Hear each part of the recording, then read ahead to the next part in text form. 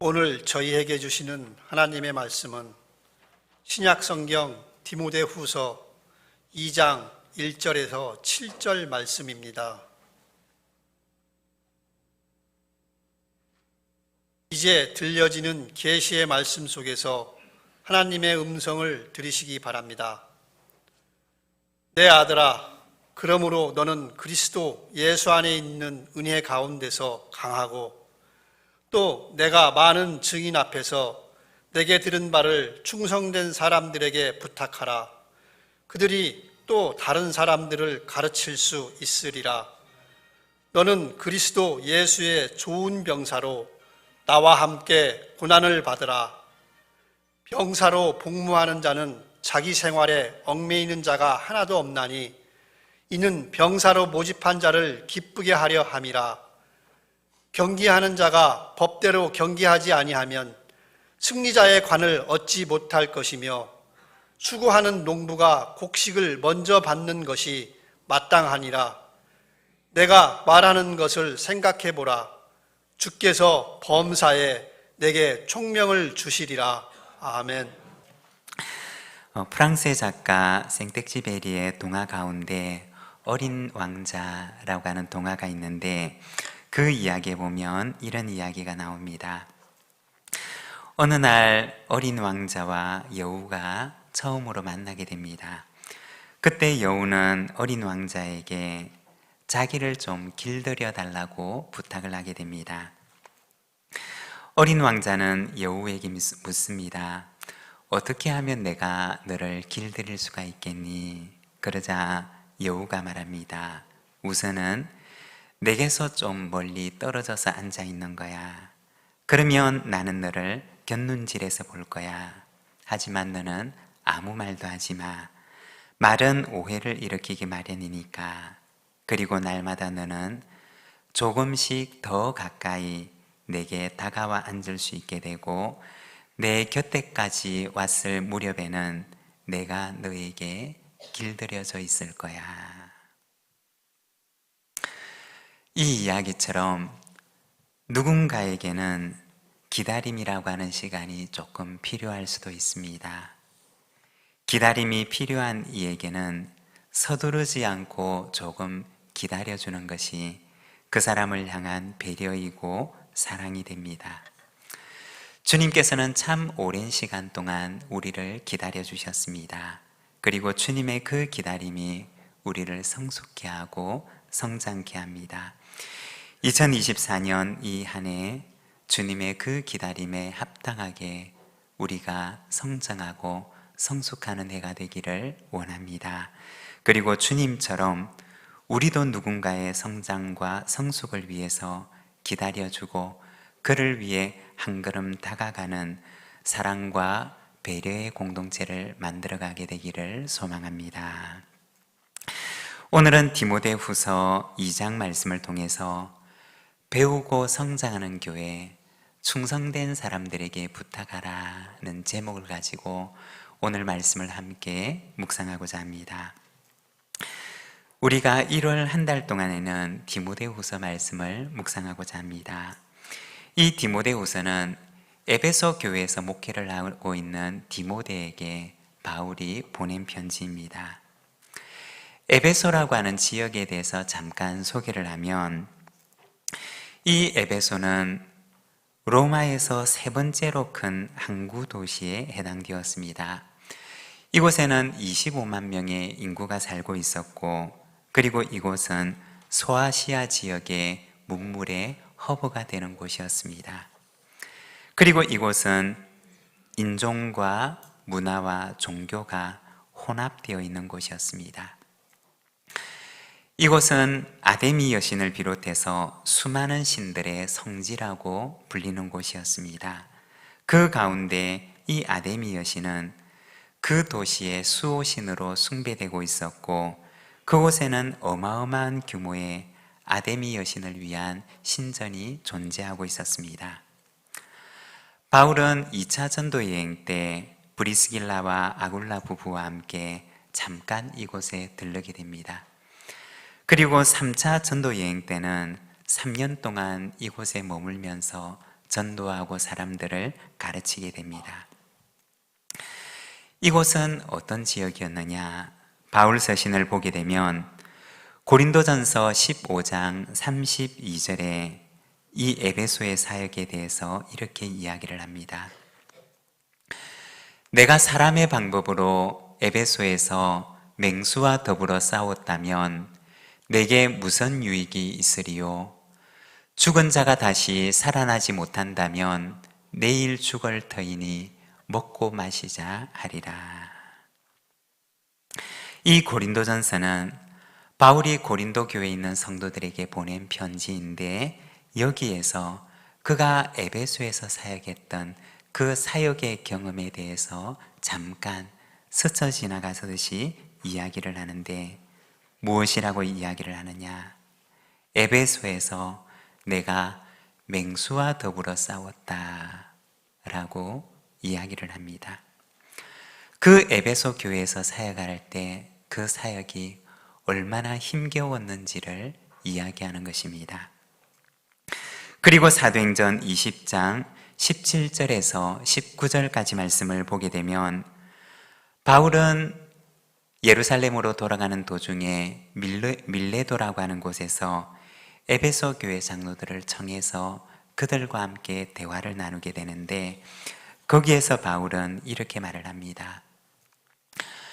바울이 밀레도에서 사람을 에베소로 보내어 교회 장로들을 청하니 오매 그들에게 말하되 아시아에 들어온 첫날부터 지금까지 내가 항상 여러분 가운데서 어떻게 행하였는지를 여러분도 아는 바니 곧 모든 겸손과 눈물이며 유대인의 강교로 말미암아 당한 시험을 참고 주를 섬긴 것과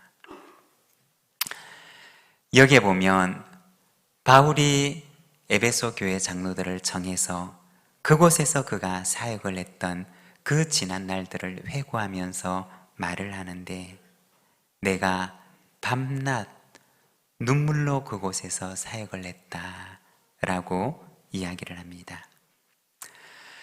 그곳에서의 사역의 경험이 그곳에서의 사역의 현장이 얼마나 힘든 현장이었는지를 말해주는 것입니다. 바울이 그렇게 많은 눈물을 흘렸던 그곳에 그는 디모데를 목회자로 남겨두고 오게 되었던 것입니다.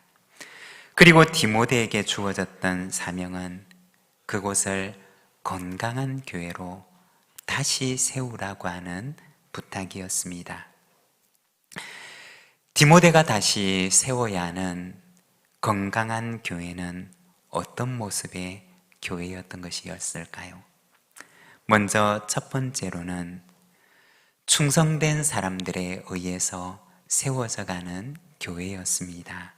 우리 2절의 말씀을 자막을 보면서 함께 봉독하겠습니다.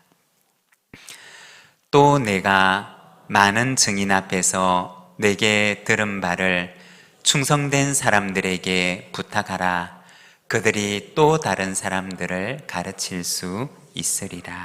아멘. 여기에 보면 바울은 디모데에게 부탁하기를 충성된 사람들을 세우라고 부탁을 합니다. 그러면 그들이 또 다른 사람들을 가르칠 수 있으리라고 합니다. 그런데 여기에서 먼저 우리가 기억을 해야 하는 것이 있는데 그것은 바울에게 있어서 디모데가 바로 그 충성된 사람 가운데 한 사람이었다는 것입니다. 저는 사역자가 되고 난 이후에 임기에 따라서 여러 교회들을 섬기게 되었습니다. 그런데 가는 곳마다 내가 이런 사람들을 내 평생에 또 만날 수 있을까라는 생각이 드는 분들을 만났던 기억이 있습니다. 이렇게 모든 면에서 잘 준비되고 이렇게 충성된 사람들을 내 평생에 또 만날 수 있을까라는 생각이 드는 그런 분들을 만났던 기억이 있습니다. 그런데 돌아보면 사역하는 교회들마다 하나님께서는 그와 같은 사람들을 만나게 하셨습니다. 그러면서 저의 마음속에는 그렇구나. 하나님께서 그와 같은 사람들을 세우시는구나. 하나님께서 주님의 몸된 교회를 위해서 그와 같은 사람을 준비시키시는구나. 그러한 사람들은 하나님께서 예비하시고 하나님께서 기르시고 하나님께서 그들을 세우시는구나 라는 생각을 하게 되었습니다. 열왕기상 19장 말씀을 보게 되면 엘리야가 바알과 아세라 선지자들을 섬기는 그러한 선지자들과 대결하게 됩니다. 그리고 그들과의 대결에서 이기게 되는데, 그런데 아합과 이세벨이 이 엘리야를 위협하고 그의 생명을 노리게 됩니다. 그때 엘리야가 이들을 피해 도망하며 하나님께 하소연을 하게 됩니다. 하나님, 이제 오직 나밖에 남지 않았습니다 라고 합니다. 바알과 아세라를 섬기지 않는 사람, 그리고 하나님을 섬기는 선지자들을 아합과 이세벨이 모두 다 죽이고, 이제는 하나님을 섬기는 사람은 나 혼자밖에 남지 않았습니다 라고 얘기를 합니다. 그때 하나님께서 엘리야에게 무엇이라고 말씀을 하시느냐? 열왕기상 19장 18절 말씀을 보면 이렇게 말씀을 합니다. 그러나 내가 이스라엘 가운데 7,000명을 남기리니 다 바알에게 무릎을 꿇지 아니하고 다 바알에게 입맞추지 아니한 자니라. 엘리야는 마음속에 자기 혼자 남았다고 생각을 했습니다. 이 땅 위에 바알에게 입맞추지 않고 바알에게 무릎 꿇지 않은 사람은 나 혼자밖에 남지 않았습니다 라고 생각을 했습니다. 모두 다 변절하고 자기만 혼자 외롭게 남은 줄로만 알았는데, 그런데 하나님께서는 엘리야에게 무엇이라고 말씀하셨느냐? 엘리야야, 바알에게 입맞추지 않고 바알에게 무릎을 꿇지 않은 자를 내가 7,000명이나 남겨두었다 라고 말씀을 하십니다.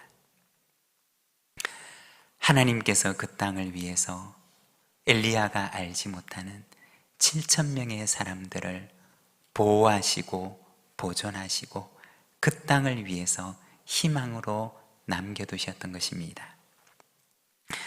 충성된 사람들을 누가 남겨두시느냐? 하나님께서 남겨두신다는 것입니다. 디모데가 바로 그 충성된, 하나님께서 예비하신 그 충성된 사람 가운데 한 사람이었고, 뿐만 아니라 디모데가 사역하는 그 사역의 현장에서도 하나님께서는 그 마음을 하나님께로 구별하고 있는 충성된 사람을 남겨놓으셨다는 것입니다. 여러분, 지금은 어떠할까요? 지금도 역시 마찬가지일 것입니다. 하나님께서는 복음을 위해서, 하나님 나라를 위해서 그 마음을 구별해 놓은 충성된 사람을 남겨놓으십니다. 그리고 그 충성된 사람을 찾아서 복음을 그에게 부탁하라고 말씀을 하십니다. 사랑하는 여러분, 저와 여러분이 바로 그 사람이 되기를 원합니다. 엘리야 시대에 하나님께서 남겨놓으셨던 그 7,000명과 같은 사람, 그리고 바울 시대에 에베소 교회에 복음을 부탁할 수 있는 그 충성된 사람, 바로 그 사람이 저와 여러분이 되기를 소망합니다. 그리고 두 번째, 건강한 교회는 충성된 사람을 세우는 교회입니다. 3절에서 6절까지 말씀을 우리가 함께 봉독하겠습니다. 너는 그리스도 예수의 좋은 병사로 나와 함께 고난을 받으라. 병사로 복무하는 자는 자기 생활에 얽매이는 자가 하나도 없나니 이는 병사로 모집한 자를 기쁘게 하려 함이라. 경기하는 자가 법대로 경기하지 아니하면 승리자의 관을 얻지 못할 것이며 수고하는 농부가 곡식을 먼저 받는 것이 마땅하니라. 아멘. 여기에 보면 충성된 사람들에 대해서 말씀을 하는데 특별히 세 가지의 충성됨에 대해서 말씀을 합니다. 먼저 첫 번째는 병사의 충성됨을 말합니다. 여러분, 좋은 병사는 어떤 병사일까요? 오늘 말씀에 보면 그는 모집한 일을 기쁘게 하고자 하는 병사라고 말을 합니다. 물론 병사가 되면 병사로서 당하게 되는 고난이 있습니다. 그렇지만 그가 당하게 되는 고난보다 모집한 일을 기쁘게 하고 싶어하는 그 기쁨이 더 커서 기쁨으로 그 고난을 이기는 병사, 그가 바로 그리스도 예수의 좋은 병사라는 것입니다. 그리고 두 번째는 경기자의 충성됨입니다. 경기자의 충성됨은 무엇이냐? 오늘 말씀해 보면 그는 규칙을 따라서 경주한다 라고 이야기를 합니다. 법을 따라서 경기의 규칙을 따라 경주하는 경기자를 말합니다. 그러면 규칙에 따라 경기한다고 하는 말은 무엇을 말하는 것이냐? 바로 복음을 살아내는 것을 말하는 것입니다. 말로만 복음을 말하는 것이 아니라 그 말한 복음을 자신의 삶을 통해서 살아내는 사람, 그 사람이 바로 법대로 경기하는 사람인 것입니다. 오늘 본문에 나와 있는 바로 그 사람은 법대로 경기하는 사람을 가리키는 것입니다. 그리고 그 사람은 승리자의 관을 얻게 될 것이라고 말을 합니다. 그리고 세 번째는 농부의 충성됨에 대해서 이야기를 합니다. 6절에서는 그 충성된 농부에게는 그에 합당한 상이 주어질 것이라고 말을 합니다. 사랑하는 여러분, 우리에게는 이와 같은 충성됨이 있으십니까? 모집한 일을 기쁘게 하고자 하는 고난을 이기는 병사의 기쁨이 오늘 우리에게는 있으십니까? 경기의 룰을 따라 경기하는 복음을 말하는 자가 아니라 말한 그 복음을 따라 복음을 살아내는 충성된 삶이 오늘 우리에게는 있으십니까? 추수의 날을 기다리면서 한낮의 더위를 무릅쓰고 오늘도 우직하게 씨를 뿌리고 밭을 가는 농부의 충성됨이 오늘 우리에게는 있으십니까? 건강한 교회는 어떤 교회냐? 바로 이와 같은 이들로 가득한 교회입니다. 병사의 마음을 가진 이들, 경기자의 마음을 가진 이들, 그리고 농부의 마음을 가진 이들, 하나님의 나라를 위해서, 교회를 위해서, 그리고 하나님께서 보내신 세상을 위해서, 하나님께서 내 곁에 두신 이웃을 위해서 병사의 충성됨과 경기자의 충성됨과 농부의 충성됨을 가지고 충성되게 일하는 일꾼으로 가득한 교회, 그 교회가 바로 건강한 교회라는 것입니다. 2024년 하나님께서 우리에게 새로운 한 해를 허락해 주셨습니다. 2024년 이 한 해는 우리가 배우고 성장하는 교회라는 표어를 가지고 달려가게 됩니다. 이 한 해 이와 같은 충성된 이들로 가득한 건강한 교회를 만들어가는 우리 부산진 교회가 되기를 소망합니다. 병사의 충성됨이 있고 복음을 살아내는 경기자의 충성됨이 있고 또한 추수 때를 기다리며 한낮의 더위를 이겨내는 농부의 충성된 마음을 가진 하나님의 충성된 좋은 일꾼들로 가득한 우리 부산진 교회가 되기를 소망합니다. 그리고 세 번째, 건강한 교회는 건강한 배움과 가르침이 이어지는 교회입니다. 우리 2절의 말씀을 다시 한번 봉독하도록 하겠습니다.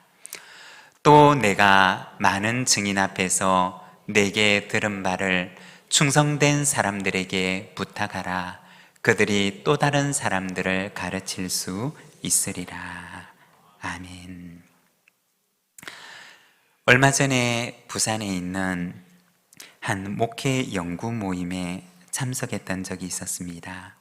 거기에서 목회를 잘하시고 은퇴하신 한 목사님과 교제를 하게 되었습니다. 그런데 그분이 목회를 하시면서 가장 보람 있었던 일에 대해서 말씀하시는 것을 들었는데 바로 평신도를 사역자로 세우는 일이었습니다 라고 말씀을 하셨습니다. 바울이 어려움 가운데 있는 에베소 교회에서 목회를 하고 있는 디모데에게 권면하기를, 바울이 디모데에게 부탁한 그 복음을 디모데는 에베소 교회에 충성된 사람들에게 부탁할 것을 말합니다. 그리고 그 사람들은 또 다른 사람들을 가르치는 비전을 바울은 디모데에게 보여줍니다. 건강한 교회를 세우기 위해서는 건강한 배움과 건강한 가르침이 끊이지 않고 계속해서 이어지는 교회임을 말해 주었던 것입니다. 바울이 디모데에게 권면했던 이 권면은 오늘날 우리 교회가 걸어가야 하는 길이기도 합니다. 한 사람의 성도를 사역자로 세우고 그는 또 다른 사람을 복음으로 가르치며 세우는 일, 이 일은 교회를 건강하게 세우는 일이며 또한 주님께서 다시 오시는 날까지 우리가 감당해야 하는 사명일 것입니다. 2024년 우리 교회 안에 건강한 가르침이 있고 건강한 배움이 있으며 이와 같은 일들이 끊임없이 이어지는 건강한 교회가 되기를 소망합니다. 건강한 교회는 충성된 사람들에 의해서 세워져 가는 교회입니다. 그리고 건강한 교회는 충성된 사람들을 세워서 충성된 사람들로 가득해지는 교회입니다. 그리고 건강한 교회는 건강한 배움이 있고 건강한 가르침이 있으며 이 배움과 가르침이 끊임없이 이어지는 교회입니다. 2024년 우리 부산진 교회가 그와 같은 교회가 되기를 소망하며 우리 안에 그리스도 예수의 충성된 병사들로 충성된 일꾼들로 가득하게 하시기를 소망합니다. 오늘 우리에게 주신 말씀을 생각하며 우리 시간 함께 기도하기를 원합니다. 우리 교회 가운데 그와 같은 충성된 이들이 가득하게 하시고 우리가 바로 주님께서 예비하신 그 한 사람이 되게 하옵소서. 우리 응답의 기도로 하나님 앞에 나가겠습니다.